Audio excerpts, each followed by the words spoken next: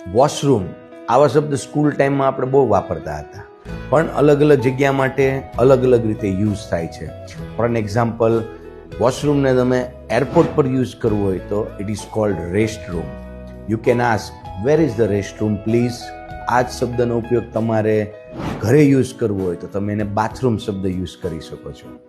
રેસ્ટોરન્ટમાં અને હોટલમાં જાઓ છો તો તમારે એને વોશરૂમ યુઝ કરવો પડે છે. મે આઈ યુઝ વોશરૂમ.